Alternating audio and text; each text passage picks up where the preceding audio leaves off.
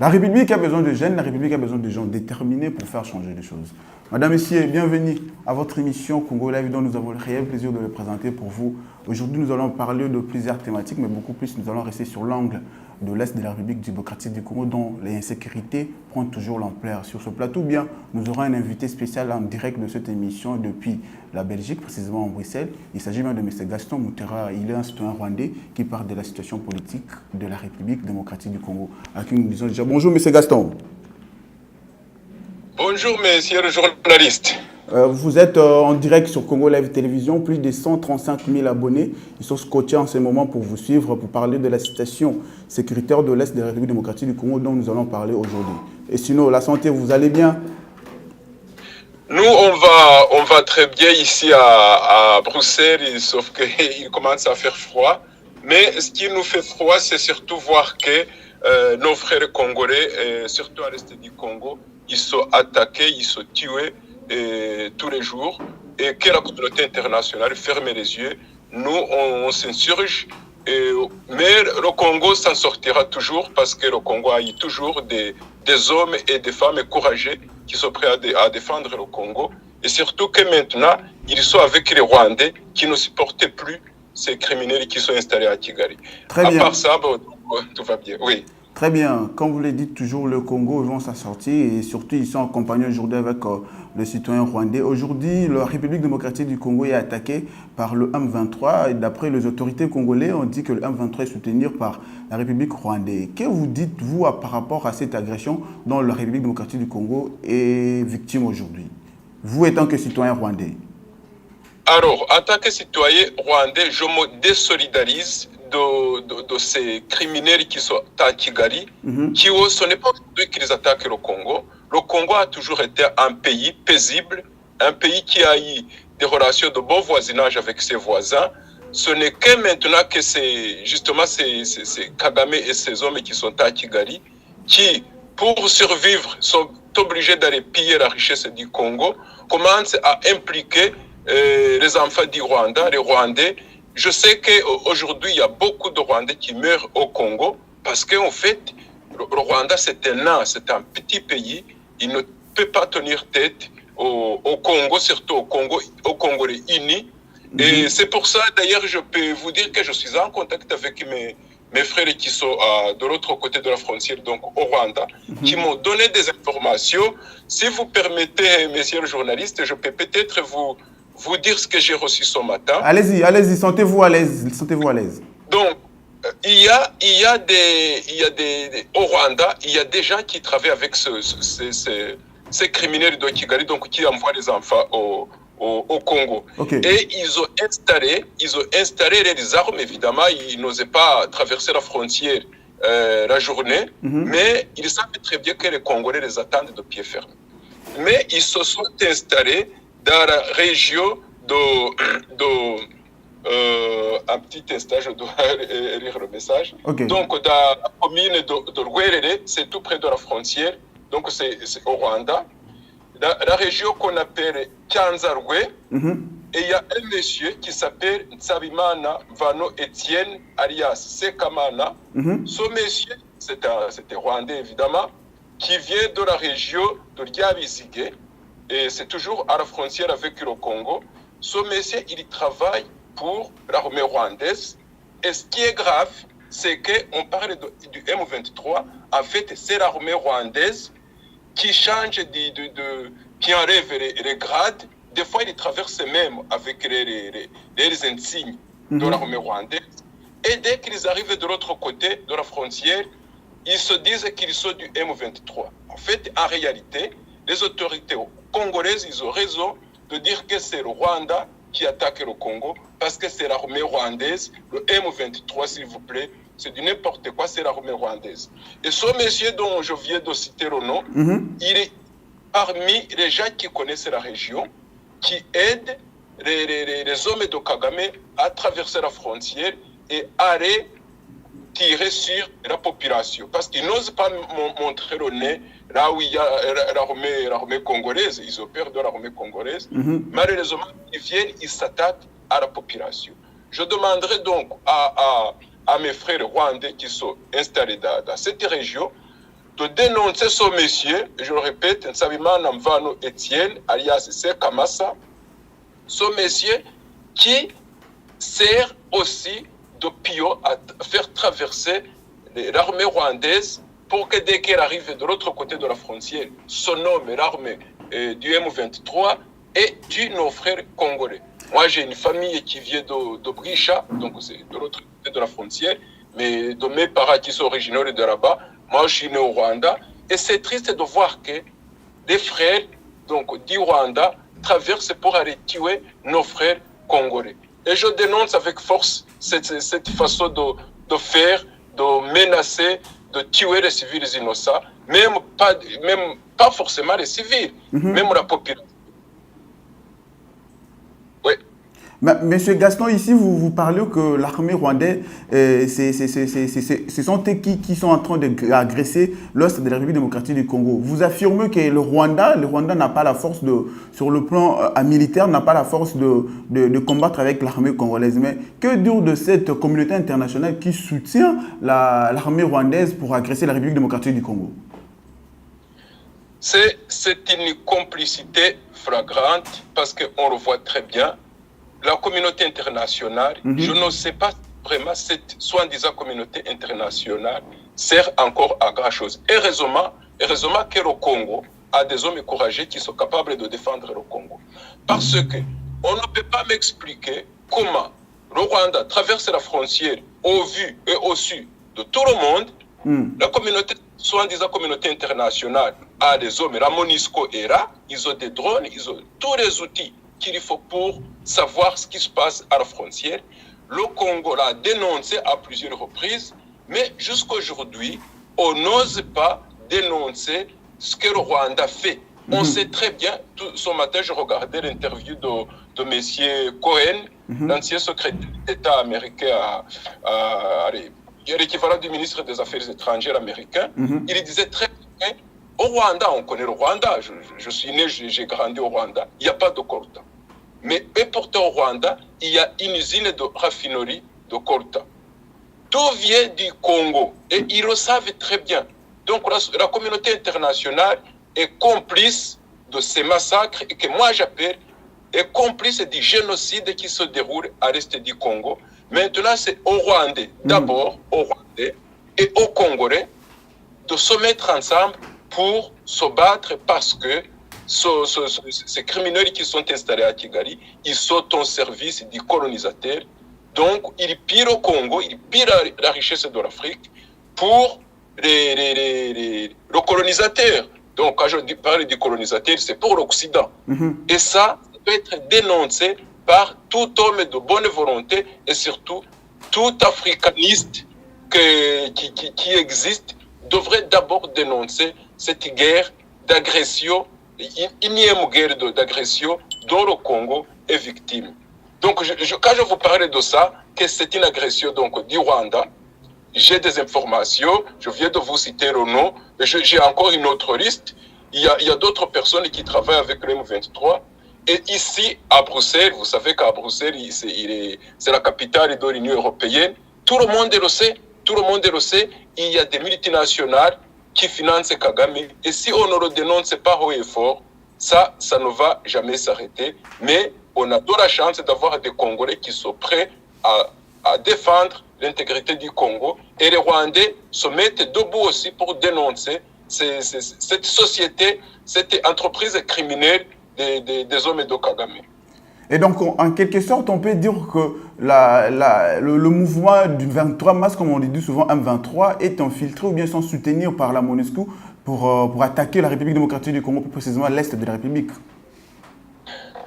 Oui, le M23, en fait, c'est un autre nom, que moi j'appelle ça un autre nom qu'emprunte l'armée rwandaise quand elle traverse la frontière. Okay. Le M23, c'est l'armée rwandaise qui change de nom dès qu'elle traverse la frontière.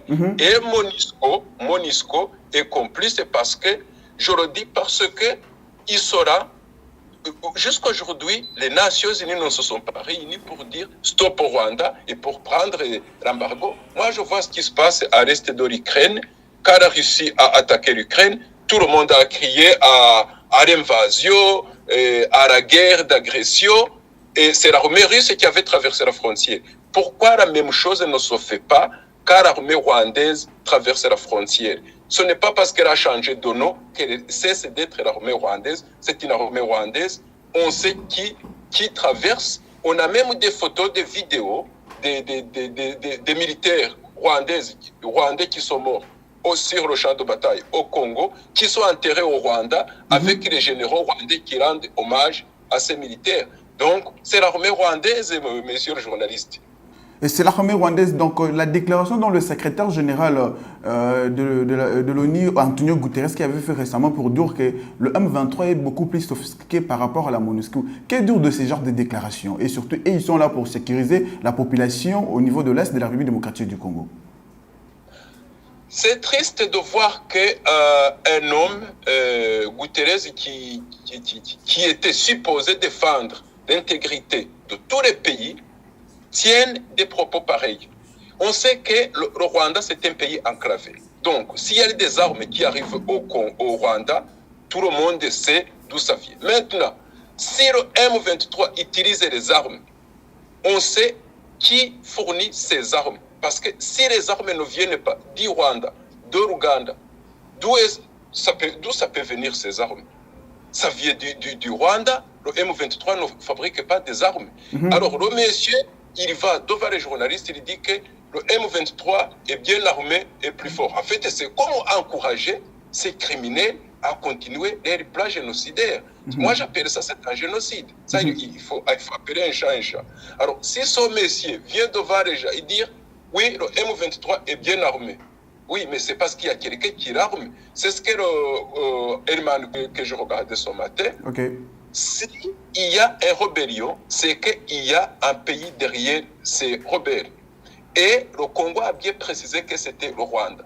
Rien n'est fait à côté pour dire stop à cet armement, à cette traversée de la frontière congolaise pour aller tuer les Congolais. Donc, moi, je prends acte. Allez, pour moi, Guterres est aussi coupable, est aussi responsable de ce qui se passe à l'est du Congo. Il y a ces hommes, la MONUSCO, qui devraient normalement surveiller la frontière pour que les criminels de Kigali ne traversent pas la frontière. Eh bien, ils se cachent, ils traversent la frontière, mais il vient de dire, en plus, ils sont bien armés. Ça veut dire qu'il sait ce qui se passe, il sait qu'ils ont des armes. Donc, il est bien informé. Ce monsieur ne fait pas son travail. Donc, c'est aux Congolais et aux Rwandais de se défendre parce que l'image que moi Rwandais, on me donne, ce que cette armée, que j'appelle l'armée de Kagame, parce que ça, ce n'est pas une armée du peuple rwandais.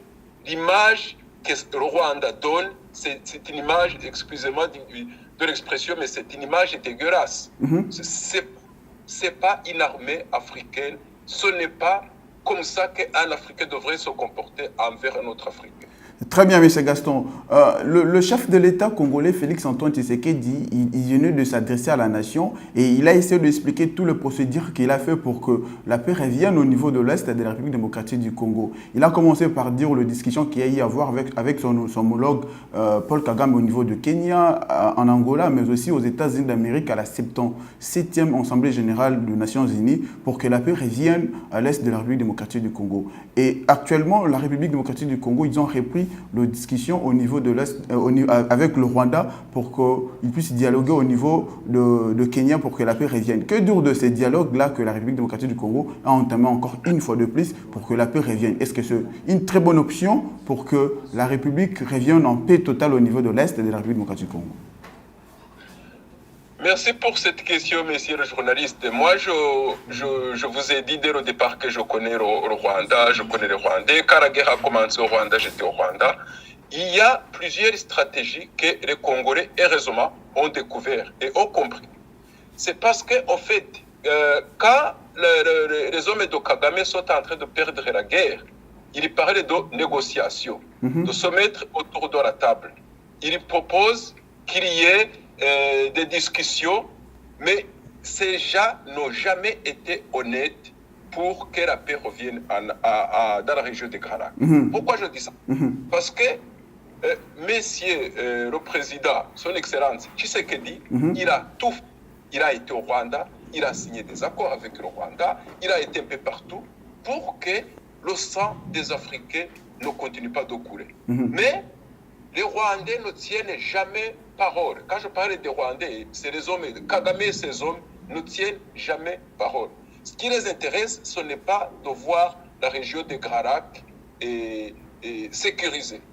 Pourquoi je dis ça? C'est parce que, en fait, il y a une chose, c'est qu'il faut savoir que le pouvoir de Kigali ne tiendrait pas, même pas un jour, si la communauté internationale n'injectait pas. Donc, ces pays riches n'injectent pas l'argent dans les caisses de Kigali.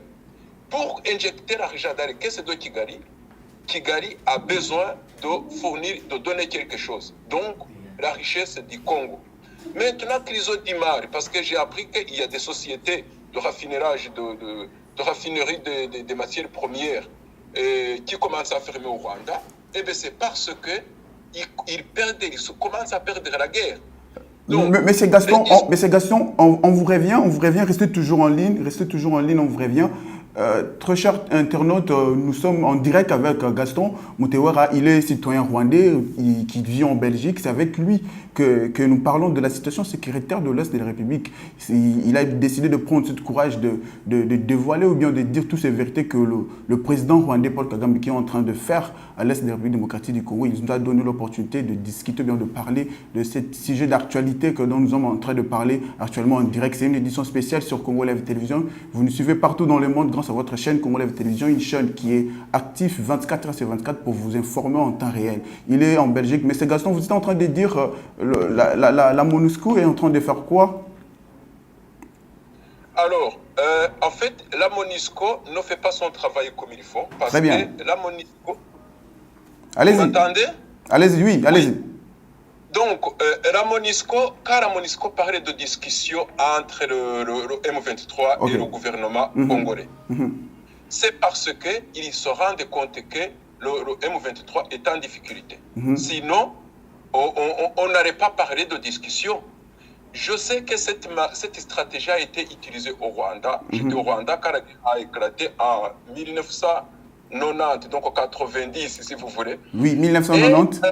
Et c'était Kagame et ses hommes venaient de l'Ouganda. À chaque fois qu'ils perdaient, ils proposaient des discussions. C'est pour ça qu'il y a eu des discussions en Tanzanie, à Arusha. Il y a eu des discussions au Congo. Il y a eu des discussions au Burkina Faso. Et c'était chaque fois que les hommes de Kagame perdaient, ils proposaient des discussions. D'ailleurs, Kagame parlait de fight and talk. Donc, ça veut dire que les discussions, c'est pour changer de stratégie, gagner du temps et surtout chercher déjà à corrompre. Et c'est ce qui s'est passé au Rwanda. Ils ont fini par prendre le pouvoir. Les Congolais, ils ont tout compris. Ils ont compris que fight and talk, maintenant c'est stop. Ils ont commencé par le talk. Ça veut dire proposer des discussions. Ils ont proposé même de contrôle à la frontière pour s'assurer qu'il n'y a pas d'ennemis qui traversent. Mais à côté de ça, ça n'arrange pas le pouvoir de Kigali parce que le pouvoir de Kigali veut continuer à piller le Congo. Et maintenant, les Congolais, grâce au président Antoine Tshilombo Tshisekedi, a dit stop, maintenant on veut la paix. Et ça n'arrange pas Kigali. Donc, vous avez suivi, messieurs les journalistes, il y a quelques années, il y a même des blindés de la MONUSCO qui faisaient des accidents. Et quand on allait voir, ces blindés étaient chargés des matières premières et ils se dirigeaient vers la frontière. Donc, pour moi, je ne fais pas confiance du tout à la MONUSCO pour protéger, pour assurer la sécurité des Congolais. Les Congolais, ils sont capables de se prendre en charge. Ils ont bien remontré à Bunagana, ils ont bien prouvé à Rutshuru, à Kiwanja, ils ont bien prouvé. Maintenant, il faut qu'on arrête de financer les criminels qui commettent le génocide à l'est du Congo. Moi, je ne compte pas sur la MONUSCO pour assurer la paix au Congo. Et moi, je compte sur l'armée congolaise qui vient pour moi d'être boostée, qui a montré la capacité. Donc, moi, je fais confiance à cette armée congolaise. Et surtout, je demande à mes frères qui sont au Rwanda de donner plus d'informations à l'armée congolaise.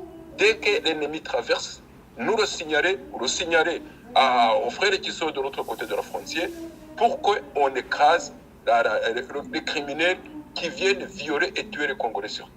Monsieur Gaston, est-ce que vous pensez que l'Ouganda est en train aussi de soutenir le M23, hormis le Rwanda, pour attaquer la République démocratique du Congo, plus précisément le parti Est de la République démocratique du Congo? Bien sûr, monsieur le journaliste.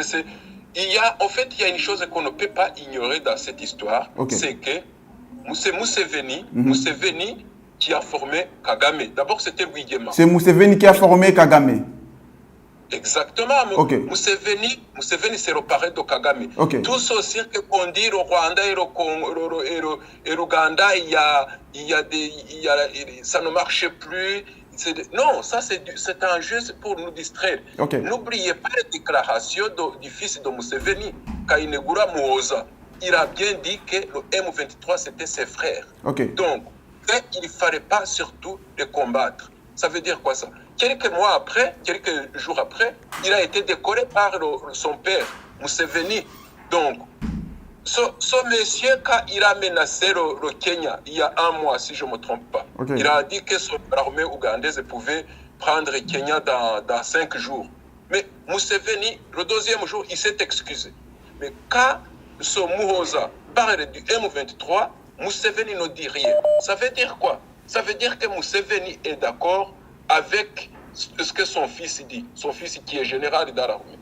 Quand vous regardez géographiquement la ville de Bunagana, ça ne peut qu'être l'armée ougandaise qui a traversé la frontière pour aider soi-disant M23. Donc il y a une complicité qu'on ne peut pas négliger. Moi je dis toujours, bravo à l'armée congolaise, il faut continuer à appuyer là où ça fait mal, surtout fermer la frontière. Moi, j'avais d'ailleurs proposé, quand je discutais avec mes frères congolais, que l'ambassade du Rwanda et de l'Ouganda devait être fermée complètement pour qu'on aille vraiment vers une solution radicale, parce que c'est ça dont on a besoin. Nos frères qui sont au Congo ou au Rwanda, on en a besoin pour que la guerre s'arrête. Il faut assécher les caisses du Rwanda. Les caisses du Rwanda seront enflouées par la richesse du Congo et en versant le sang des Congolais. Et ça, c'est inacceptable.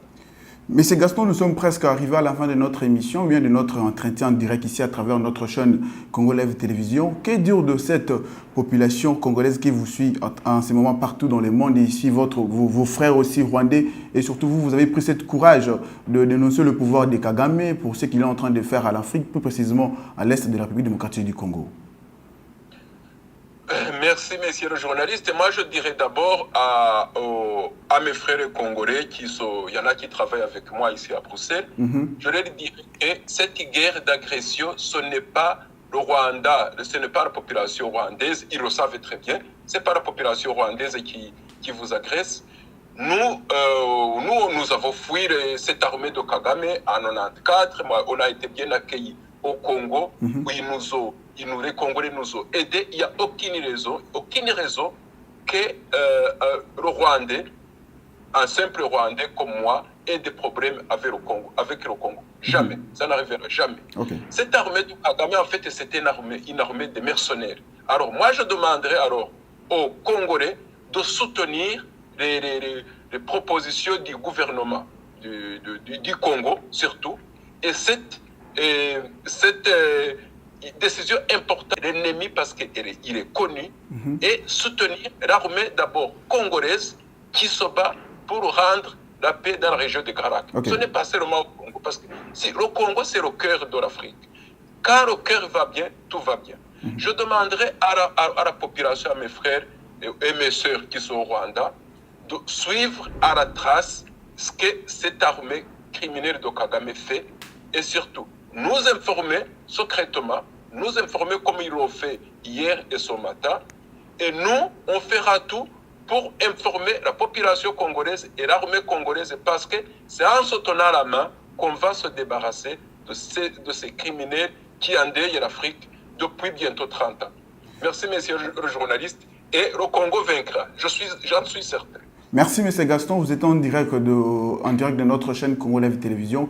Plus de 135 000 abonnés qui étaient scotchés en ce moment de vous suivre cette spéciale Congo Live en direct. Nous vous remercions de votre disponibilité à ce que vous avez donné en Congo Live Télévision. Merci, c'est moi qui vous remercie. Et donc, voici, nous sommes arrivés à la fin de notre direct avec M. Gaston à partir de Belgique. Et c'est lui qui nous a donné l'opportunité de débattre toutes ces questions d'actualité qui gangrènent dans l'Est de la République démocratique du Congo. Nous avons parlé de toutes ces questions où le président Kagame est en train de faire subir l'Afrique avec la complicité de cette communauté internationale qui disent que la République démocratique du Congo doit encore dialoguer avec le pays voisin pour remettre la paix totale. Il nous a donné cette opportunité de décortiquer l'actualité politique et voici, nous sommes arrivés à la fin de notre émission. Peu importe nos divergences, on est tous Congolais. C'était donc Jonathan Safou, l'homme de la République, qu'on se le dise. Au revoir.